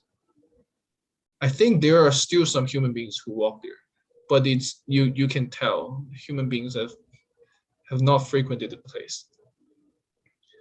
Oh man, that's such a wild experience. And so let me try to convey to you why I say it's wild. First, truly, there's no one in front of me, no one behind me. And you can think just temporally as well. I think maybe 5 days ago or 5 days after, there will not be people. Maybe, okay, I don't know for sure, but it looks that that level of absence of human activities. So wild grasses and rocks. And all of a sudden, literally all of a sudden, I feel like my brain turned on a little differently. It's like now, holy smoke, when I look at the holes on the floor, my mind is on. My mind start thinking, okay, are there bugs? Are there snakes? Am I in danger? You know, it's really that kind of environment. No human beings and they're just wild places. I was greatly delighted that I didn't encounter any wild animals. I don't know what to do. But do you think that you felt better also because you were more mindful and you could pay Oh, attention to the present? yes, it absolutely changed how I think. At that moment, all of a sudden, I hear the wind. I always hear the wind, but it's just background noise, you know. But all of a sudden, it's like at that moment, then I start hearing the wind. Why? Because I feel like okay, it's almost like I don't know, back in the hunting area or something like that. Wind becomes a source of inflammation. I need to listen to it, you know. And the Because grass is because the bear might be hiding behind the yeah, bush, I guess. something might be coming from behind. Oh man, and my mind is alert. It's quite just a unique experience. And I again, those were big rocks, and I purposefully chose to walk on the rocks and try to avoid trees and grasses precisely because I worried that there will be, and those are animal lands. Let me just say, those are animal lands. Trees, grasses, these places, they were animal places. Rocks, I know, I see there's nothing, I know I can walk on it. So, and again, I was very happy that those are big rocks. So all I did was just try to find a try to find a way to the rocks as quick as I can, or just simply walk on the rocks, just climb on the rocks. What an amazing experience. And also there was because I cannot find human route. I was trying to forge my own route. Forge is too nice a word. You know, I just trying to find my way out, trying to see the general direction, which is the mountain top, and just climbing rocks here and there. And because I'm a freaking human being, I'm just like 5'9", I cannot always see my way ahead.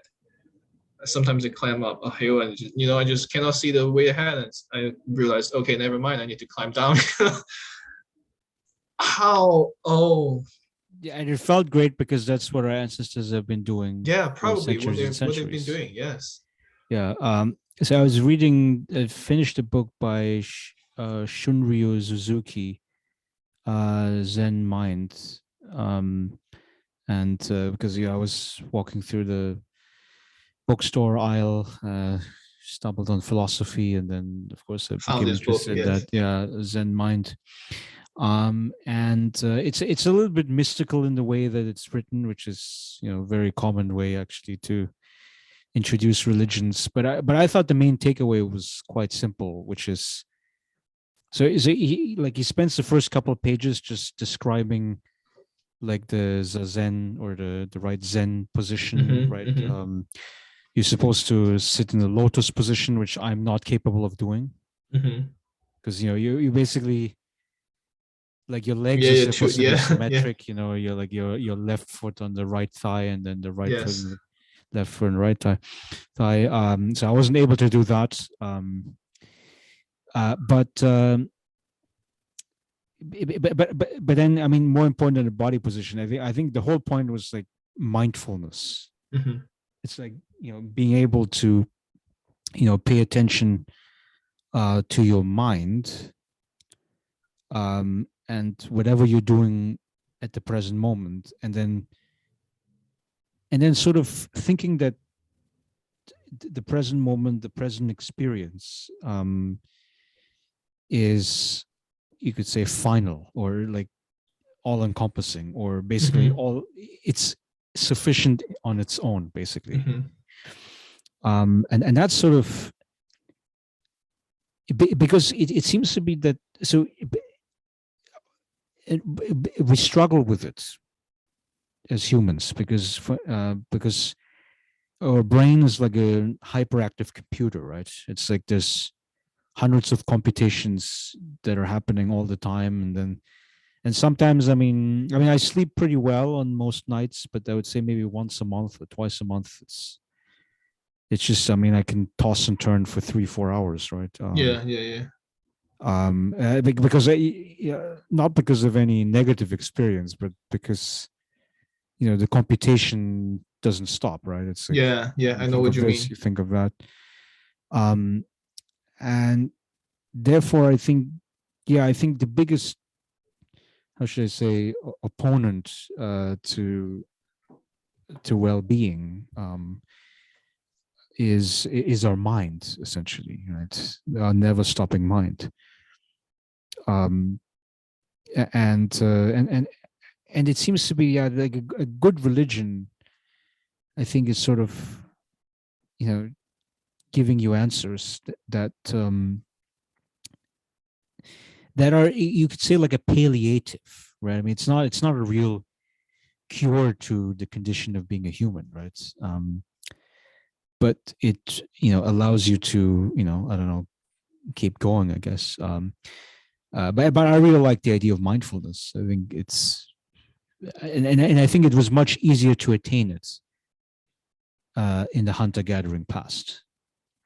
I'll give you two comments, and this is, yeah, you're quite so two comments. First, oh, before I forgot, it's a comment about Buddhism, and I think, yeah, you're right on point. That's how they would diagnose the human condition, the struggles of human beings, and that's precisely that our mind is not attuned right. That's the short of it. There are now one additional comment. I think that's a very powerful explanation and observation, but at the same time, you wonder whether all problems are due to your mind. There are some problems for sure, and I think that they've made some insightful observations about how our mind, or how we think, how we perceive the world, can have a serious, profound impact on how we interact with the world. So their attention tend to focus on the way we perceive the world. And I do think that's a valid point. At the same time, you wonder, well, is it just in my mind? Is there something about the world that's just wrong? It's not how I perceive it. It's not just that I perceived it wrong. Sometimes it's the world is messed up, but that's a different issue. I do want to come back to it because later on, I want to ask about your studies. Automation. I think that's a clear area. If you're not that's a clear area that can mess up a lot of people's mind. I'm sorry, a lot of people's life, and that is an external factor that's not does not have much to do with whether I'm seeing the world rightly or wrongly. Okay, so I want to clarify.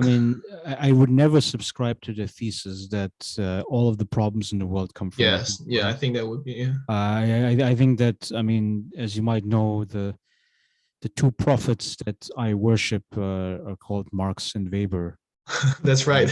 and of course, both of these prophets.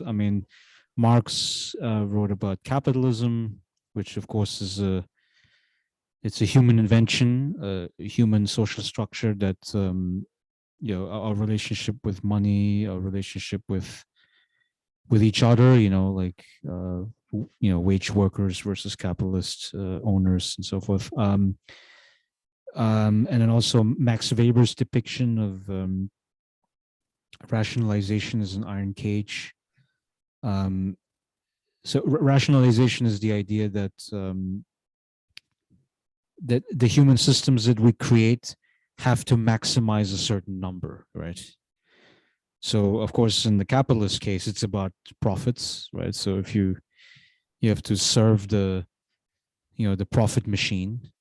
Among governments, it's about maximizing the population, so increasing fertility, maximizing tax revenues, right? So like if you work, some of that has to go to the government, right? And then they, of course, they want to make sure that you're working, right? So you contribute to the pool. It's about soldiers, right? Like fighting in war and things, all these things. So we created oppressive systems. So definitely not everything is in our minds. That's for sure.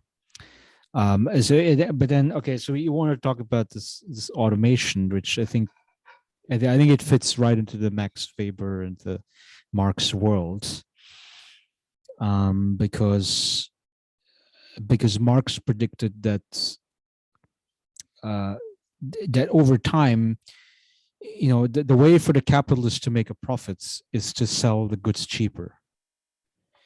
And there's two ways that you can sell the goods cheaper. I mean, either you exploit the workers more, basically by paying them less or letting them work longer hours. Yeah. But those strategies are going to exhaust themselves because there's a human limit, right? I mean, like, if you cannot work more than 70, 80 hours. I mean, at least half of the time has to be for recuperation and food and so forth, right? Okay, so there's a limit as to human exploitation. So the only thing that seems to be unlimited is technological progress, right? Like basically the extent to which we are using machines to replace human work, and thereby increase productivity. And then with increasing productivity, you can sell the goods for cheaper. And with the cheaper goods, you sell more than your competitors. And with that, the profit goes up. So, okay, so that's a sort of capitalistic understanding for why technological progress is so important in our economic system. And we need to have more and more of that over time.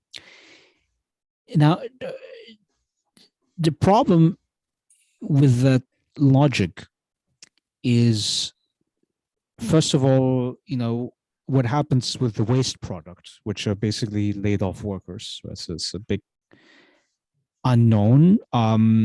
We basically having to redeploy them in other sectors of the economy.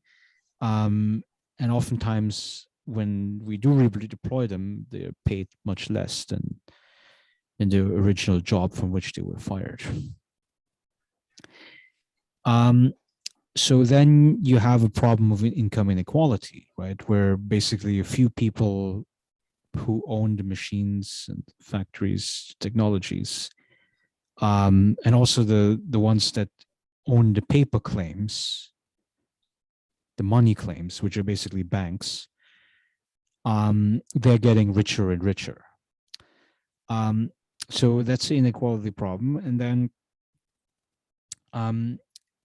then the other problem has to do with the economic stagnation, which is, I mean, could we get to a point where, the rate of innovation could be slowing down, or it could be that, we're not creating enough new markets, because, we already consume all of the things that we want and need. And then with stagnation, you have less investment, and then it means more unemployment, and then less tax revenues, which is why governments don't like stagnation. And right, and then the final point has to do with alienation, right? Which is, for people who are still working and putting in the long hours, we're sort of like, what's the whole point? What's the whole point of producing more so that we buy more shit that we don't need, to impress people we don't like. Yeah. And so these are, and right. So then there are people who say, well, we need to talk about utopias. And over time, I mean, we've seen a lot of people talking about them. Rutger Bregman, the Dutch journalist, Eric Olin Wright, the former sociologist in America, and they talk about basic income. And basic income, I think, it is revolutionary, I think, in the social contract kind of way. The social contract in most capitalist societies is based on reciprocity, right? Which means you get paid if you work. And then while you're working, you pay into the unemployment insurance. So if you lose your job, we can pay you 6 months and then you go back to work. So that's the idea of reciprocity. What we're saying with UBI is we're breaking the reciprocity link. So we're giving you money, but then you have to decide what you do with the money. And of course, with money, by implication, it's time, right? Because you no longer have to sell your labor if you didn't want to an employer. Now, of course, you can still sell your labor to an employer if you want to, for extra money. But basically, it's like trust. It would be a system that's based on social trust. And Bregman himself said that if we paid UBI to everybody and everybody who's currently in work is laying down the work, then yes, the system would fall apart. But Bregman's counter-argument is that basically asks, what is your view about human nature? I mean, if you're saying that everybody's selfish, everybody's going to lay down whatever their work, then yeah, I think then we can never do UBI in his view. But he doesn't think that it's realistic. It doesn't correspond to I don't know, a human motivation. So that's why. But UBI debate, I think it is revolutionary to the extent that we're not ending the social contract, but we are reformulating the social contract. I actually consider UBI very well. Let me put it this way. I am no sociologist or economist, so what I'm saying, I suppose, carries no weight. But I really find this to be an important idea, a very worthy candidate for future problems, because I did not really think about it in terms of human nature. Yeah, the jumps straight to human nature, and honestly, this might be my pet peeve. The tendency to do these big intellectual jumps, I think sometimes are unnecessary and other times harmful. And in the UBI, there might be one situation, one case where you don't need to jump straight to human nature to see why it's important. If automation is happening, and it is happening, it's almost inevitable to become more and more prevalent in a society. What can you do with people, a big amount of people who will be out of jobs? And this is the first context. The other context is I don't know how to put it. Let's say the financialization of the overall US economy, where you have wage basically stagnant for now almost 50 years. And with the living expense going up. So under the double threat of stagnant real wages, and the very palpable threat of being replaced out of a job. What will be the solutions? These are very realistic problems, and if UBI seems to me just maybe not maybe a band-aid to the problems, but it seems a good band-aid. And I just I don't find a lot of other good alternatives. One might be raising the minimum wage, but raising the minimum wage does not delay automation. Well, it might accelerate it because Yeah, it might if you're a accelerate it. capitalist, you're always choosing, right? It's like cost of labor, cost of technology. I mean, if cost of labor goes up, then You the might cost of accelerate. technology is cheaper. Yeah, that's right. So so I don't see a lot of good alternatives for solving the very clear social problem. And one of the areas is like I was watching this documentary about uh, the supply chain. The supply chain has been fractured, I think, and all of us are being influenced. One of the key component of the whole supply chain is domestic transportation. Just to put it in plain terms, the truckers, the drivers. Because And it's a very old workforce, right? A lot of them are yeah, it's retiring now. very old. It's old workforce, and they're seriously needing more people, but in a weird way. It's not that the US does not have enough drivers who are licensed. It's that the industry cannot hold people. So it's a retention problem. Again, based on what I heard, it's a retention problem. This is from a professor in UPenn. He thinks it's a retention problem. There are enough people who's got the license, but the job is tough. Steve Fuseli is the guy, right?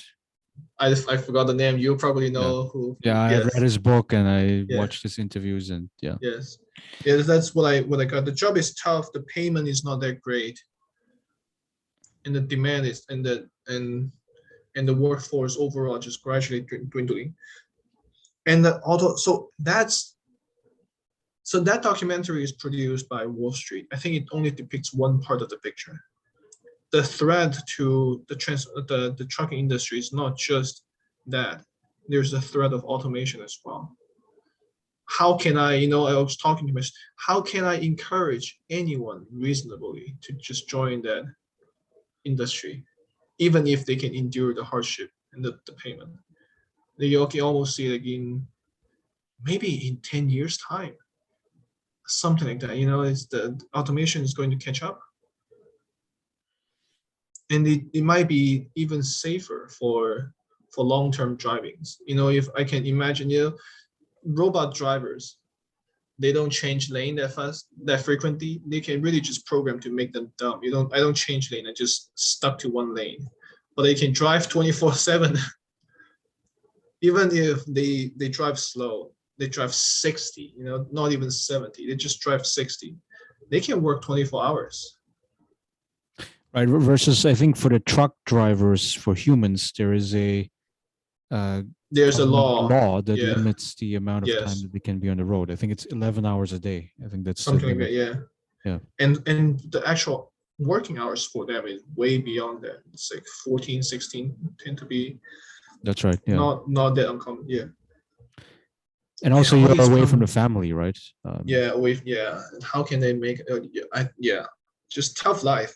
I was talking to my students last semester about, I did not even talk about automation. I just talked about how um, the overall financialization of the US, where the money is overall flowing. And they're just like, no, trucking is not good. the I mean, the it's over ironic because the drivers are the most important. I mean, one of the most important pieces in the logistic chain. Yes, exactly. And yet we're saying, oh well, we don't have to pay those when we can pay the managers and Yes, the exactly. the bosses, the owners of capital. Uh, Yeah, and it's quite, and I don't think this problem has any clear solution. I think automation might be might be the winning route to the US situation. I say this because US at this point in the history is still not really willing to invest in high-speed rails. If you have a vast, well-developed high-speed rail, transportation can go through that direction.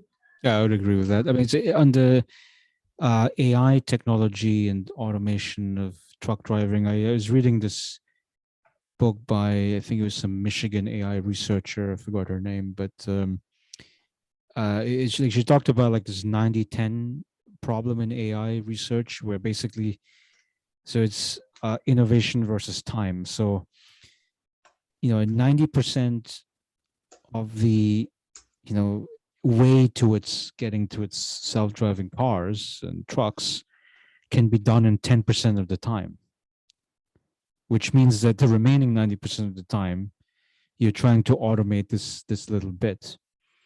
The bit that is the hardest to solve, because I think what you mentioned, like with the truck being on the road, um, where imagine like the highway is straight with like maybe slight curves from time to time. Um, like that's the like keeping the truck at a certain speed. While of course avoiding any obstacles. I think that's the easy part about AI driving. There's a lot of advances in that already, but I think the difficulty has to do with navigation in more complex traffic scenarios, where essentially, I mean, if you ever go, like if you have a bicycle and you ride around the neighborhood and the streets, you can see that, I mean, in a lot of like conflicted traffic positions, like let's say if you have like a crossroad, like an intersection, um I always want to see whether the driver is going to yield to me, or whether the driver is going to just pass me. And the way to do that is basically through hand signals. Yeah. I mean, oftentimes, I mean, if I put up the hand signal like this, then the car usually stops. Or if I wave the car, then let them go. Yes. then I let the other guy go. Yes. And I was wondering, I mean, like, so a lot of like traffic situations are solved in that way. Um, but if you have, let's say if you have a human bicyclist or human driver, and then you have the self-driving truck without supervision, so without a human sitting there, I was wondering, I mean, how would you resolve that traffic scenario? And I have not sort of seen good repliques to that. But that's something that you have to solve. Liability is an issue, right? It's like there's like what the if car what if trolley there's an problem, accident? right? Yeah, the car trolley problem, where you have to decide, well, I mean, who are you going to kill? I mean, if you have to kill one, right? So, and I mean, it would have to be written. I mean, the algorithm would have to be written up. I mean, but then, whom do the programmers consult to? I mean, maybe there's be a law, and then they just program whatever the law says. But then, even there, I mean, with a law, you have to make a deliberation on that, right? I mean, legislators and so forth, right? Judges. Yeah. So it's a very complicated scenario where you have to think about, where you have to fix the kinks before you can do full automation. I mean, but I think that like traffic automation, I think, is going to be more successful if all of the human elements are removed, essentially. So yes, and then basically you only have pedestrians and and bikers, bicyclists, and then in those cases, I mean, maybe you have like separate bike lanes, things like that. Yeah. So that would have to be something that would have to be fixed. But I think that because of the trucker shortage you mentioned, that that technology is a much more likable solution than fixing the labor shortage issue. Yeah, and I consider that to be a lazy fix. Either you just give higher wages or let it unionize, have better compensations that attracts more people to do it, or you have construct a high-speed railway. High-speed railway can be very beneficial for many people, not just transportation, but then that's straight against the interests of giant car manufacturers. So you're referring to like the logistics chain as well. So like transporting goods, but that wouldn't be on a high speed rail. I think they have like separate like You slower can track. use slower tracks. You can also have high speed tracks for those, Well, I and mean, those would be alternative solutions. But I feel like neither of these are taking place anytime soon, and the most likely one, given corporate interest, might be automation. yeah, I mean, and there's so much money in it, and also, I mean, the idea, like, if you're like an investor, right? So you look at the balance sheet, and then you're like, hey, do I hire, a bunch of Google engineers that are paid, $500,000 a year, but it's only a handful of them, or do I, hire these truck drivers at $60,000 a year, but I have to hire many of them. Yeah. So I think that the calculation goes more towards the programmers, and as I was flipping through a book recently, Michael Sandel. It was about something like the problem of meritocracy, and yes, he's a Harvard philosopher, and he's very critical of this idea that like the only people that we value are smart people, like people who finish college or people who finish at like top degree institutions, and right, and then basically the proverbial truck driver, these we can just pay them less and ignore them essentially, um and that's a form of stratification in society. I mean, it accords with the logic of market. According to the market principle, yes, you have a small layer of the population that are the globalization winners, the automation winners. But then it's like, okay, well, what do you do with the one with losers, so to speak? Yeah. And so it would have to be either we use old solutions, which is we basically increase hiring in these so-called low-skilled jobs, and then thereby increase the wages in those sectors. But I don't know. I mean, that's not my reading of the economic evidence that that this is feasible actually. Or we pay them a basic income, and then and we're teaching people that self-worth does not come from wage work. Yes, that is very important. Absolutely. So there's a possibility, like for instance, don't you think care work is incredibly important because you have children, you have elderly, parents and whatever, Or just grandparents. whoever is sick, whoever is unwell, and that can extend very broadly. Yeah, and so that's a sort of the most labor-intensive kind of need, because you could say, well, what if you hire a robot to care for sick people? And that's possible too. I think for people who are like alone and they don't have family members, it's probably the solution. But for most people, it's like, I mean, if I had a choice, I'd be like, I would want to have a person that, because Yeah. it's not just about like the physical task of like, bringing you soup or whatever, but it's also like, taking the time to chat, like cheer you up, like the social emotional aspects of care work essentially.